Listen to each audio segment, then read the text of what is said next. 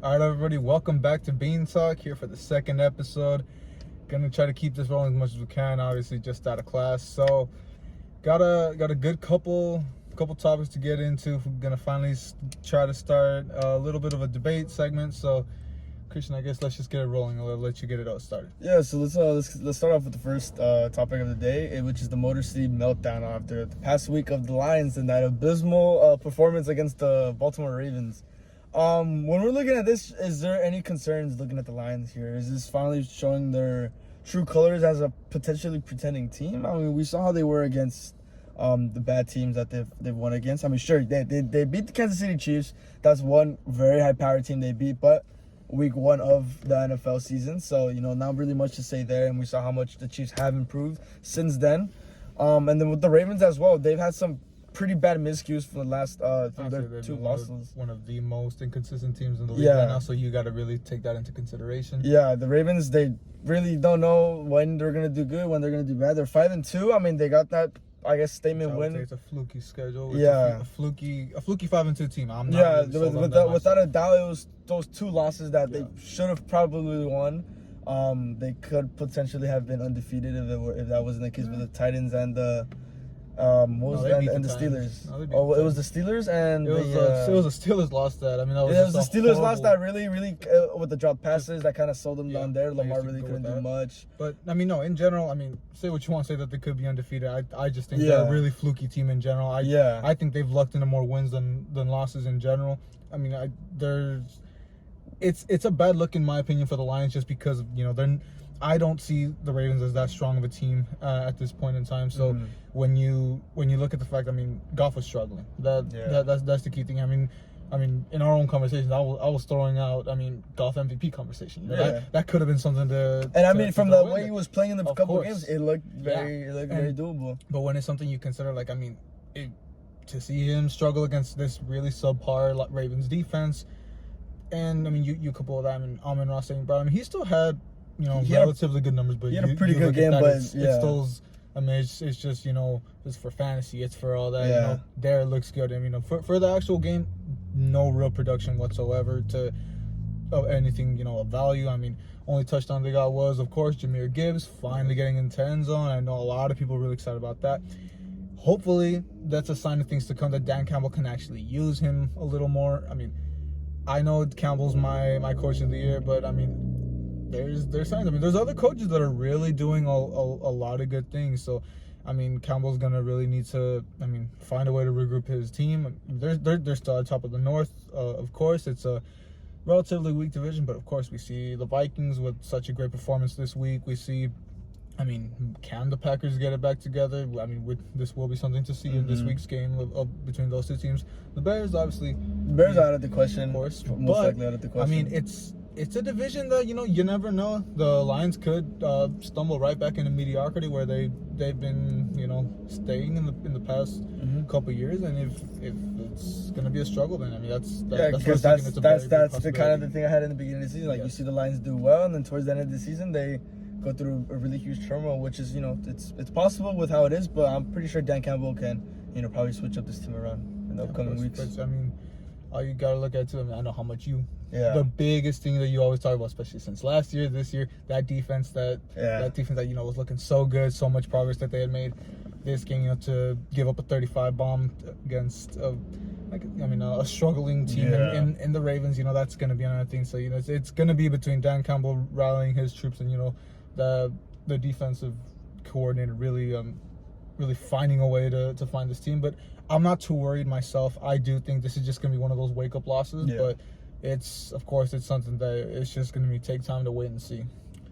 But of course, got another, I guess this one's something that we will really be debating a little more on. We got the AFC North. This has obviously been a parity-filled division the past couple of years. The supremacy has been teetering on, which every single team always switches off. Seems to be a new division winner every year.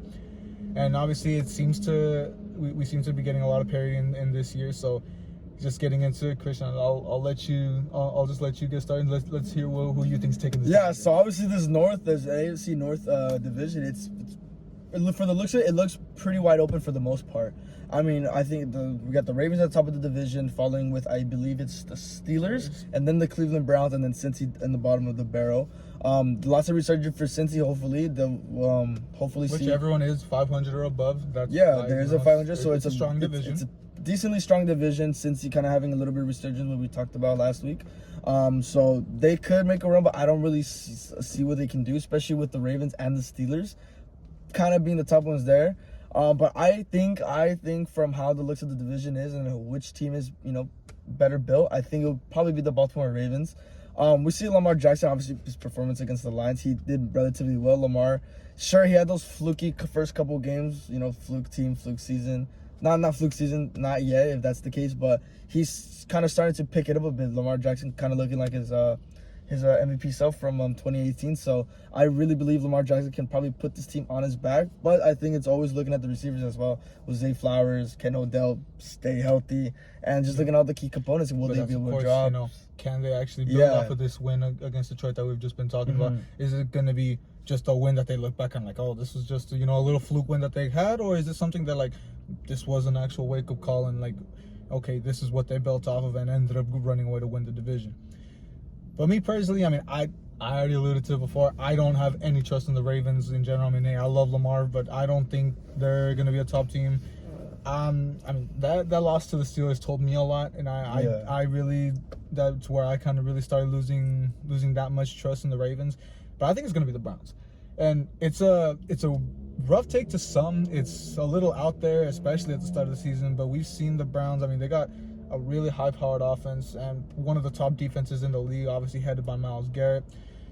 Someone else that, I mean, behind Crosby and, of course, my pick in TJ Watt, he could also be a big sleeper to take the Defensive Player of the Year. I mean, he's honestly, if it's not for TJ Watt, he's probably in the lead right now for that spot. And I mean, just looking at, I mean, sure, even with losing Deshaun Watson, who at the end of the day, it's kind of helped to not have Watson at quarterback. With PJ Walker's kind of seemed to be in a type of revelation. I mean, he led them to a win. Sure, it was a shaky win. It was a shaky performance against the Niners, but he did enough to keep them in the game and win that game for them.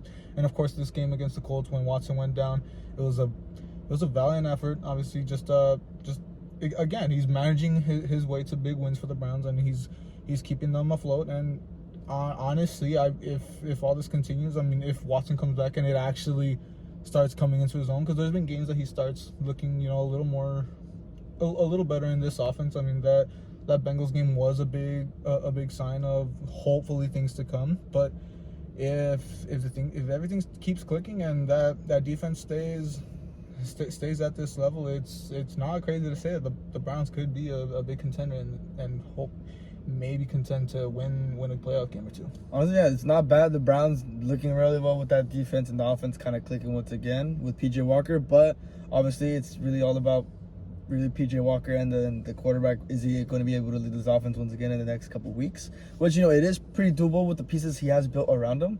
But again, you really never know what could happen. Once again, it is the Browns team. Some shit could happen between them. We see how we've seen in the past couple of years. We look how it was with Baker. I mean, exactly. He looked to be the savior of the franchise, and they tossed him to the side. Yeah, they had that good run in the COVID season, beat the Steelers in the wild card, and then demolished the Steelers in the wild card. And they put up a great fight against the Chiefs in the divisional. But obviously, we saw next year Baker just really didn't look like he was the guy, and obviously we have our hopes for Baker, his succession in Tampa Bay, hopefully. But obviously Browns are a good choice, but I still stick with my Ravens pick.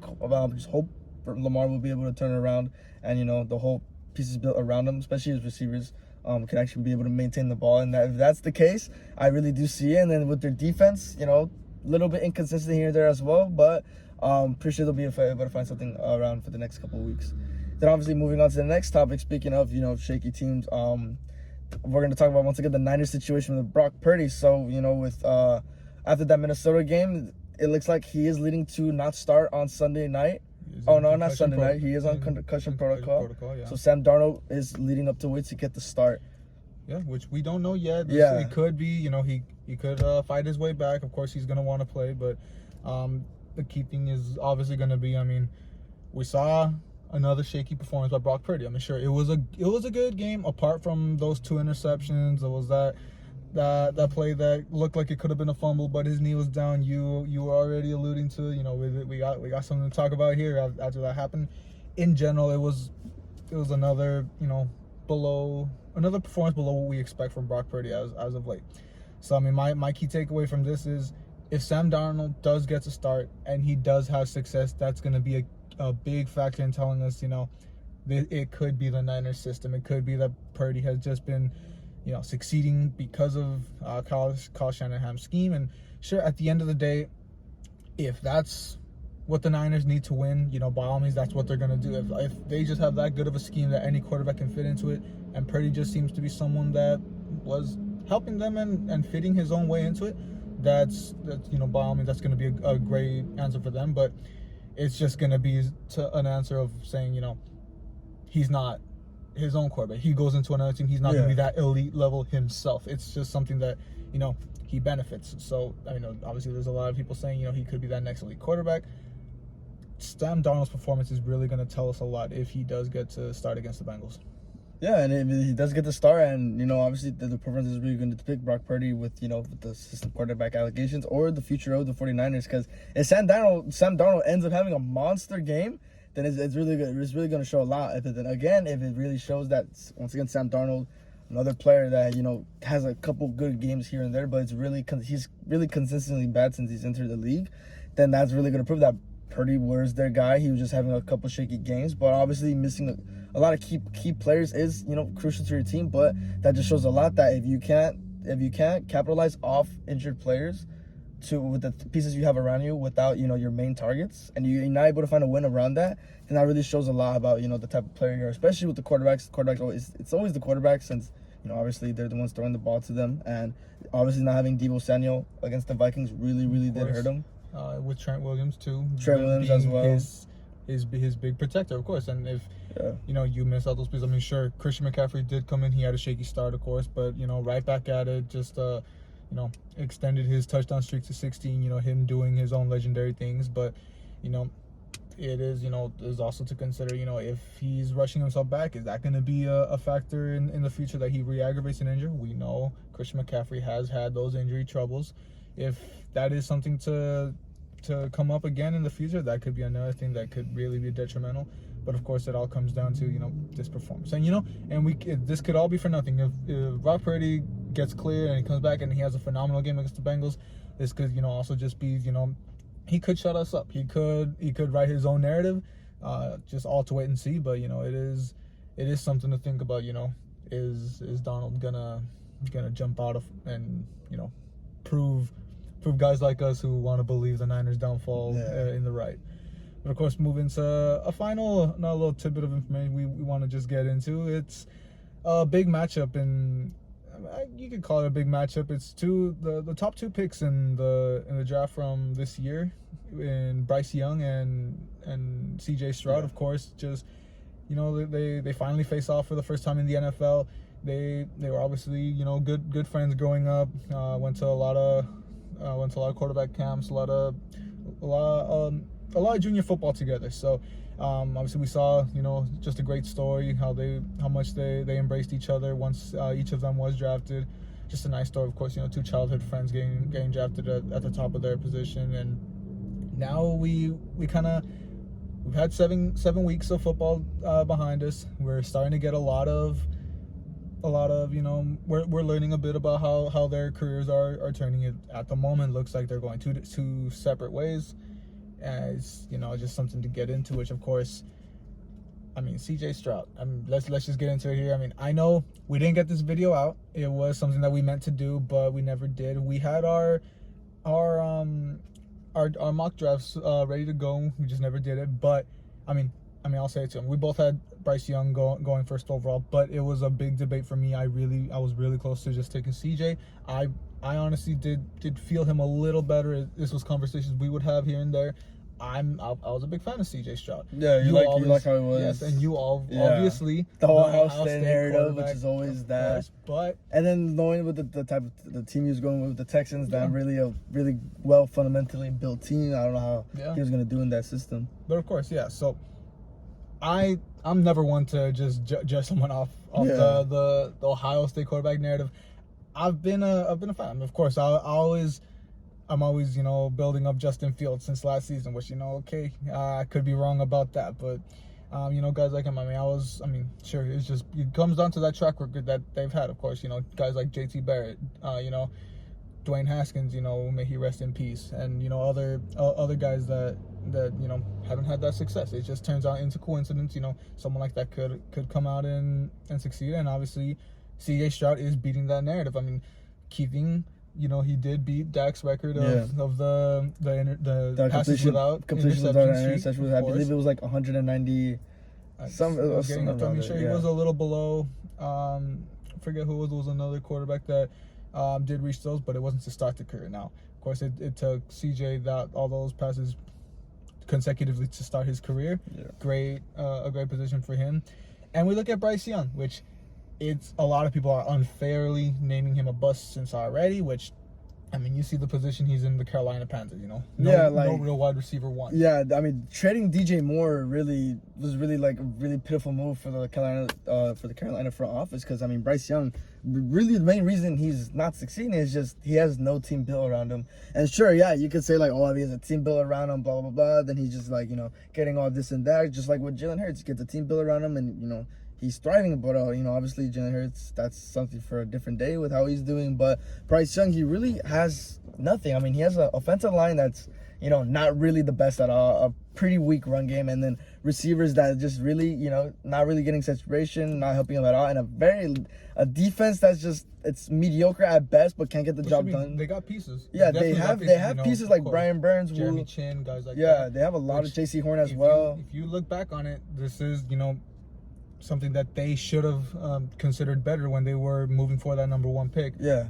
The big trade that they were trying to offer, and the Bears were asking for either DJ Moore or Brian Burns. And when you're trying to draft a quarterback, you want a quarterback to build for the future.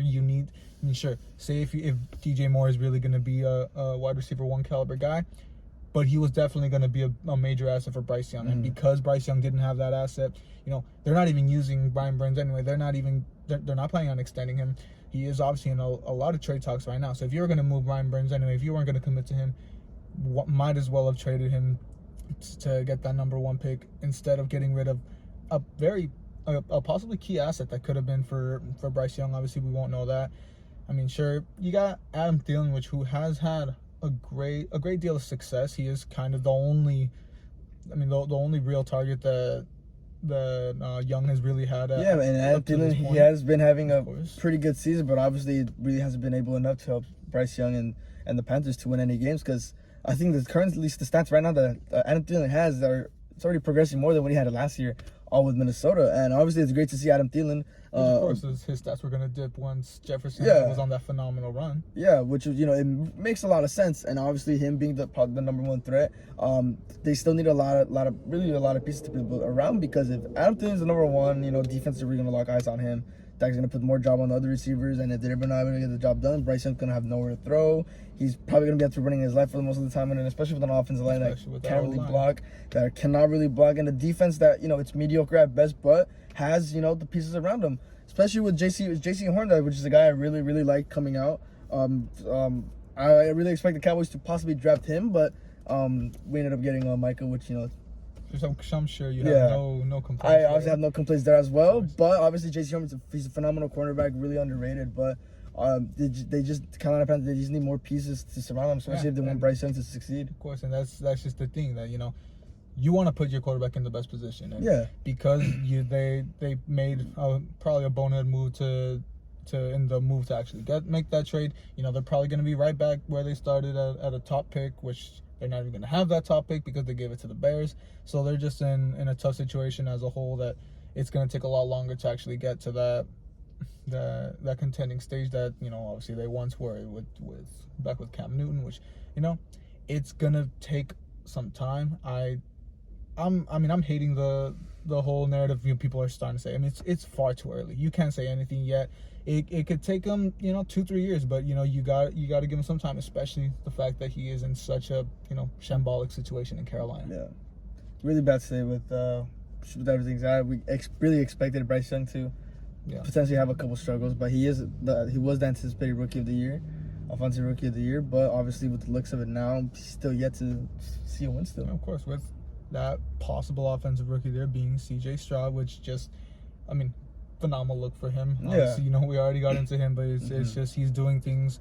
He's already on his own record-breaking pace, and it all comes down to the Texans actually surrounded with good pieces. I mean, Robert Woods, a former Ram, he's not the top guy. Obviously, Nico Collins is that top guy, but I mean, Robert Woods is just, he's been a phenomenal wide receiver too for them, and back to Nico Collins, just a great a great ass. I mean, obviously, not a lot of people were expecting him to be that big piece, and it is just he has the pieces he needs, and obviously, with a backfield of Tank Dell, who has kind of Tank Dell, really he's been the rookie receiver. He's the rookie receiver for them. He's been having a couple of bright spots. Tank Dell was another receiver on the draft last year, which was supposed to make a huge jump. Not really like a receiver that high caliber like we see, but he was pretty good receiver coming out of college, and he's having some glimpses. Like I think that a couple weeks ago he had that one good game that kind of secured the win for the Texans, and the receiving room for the Texans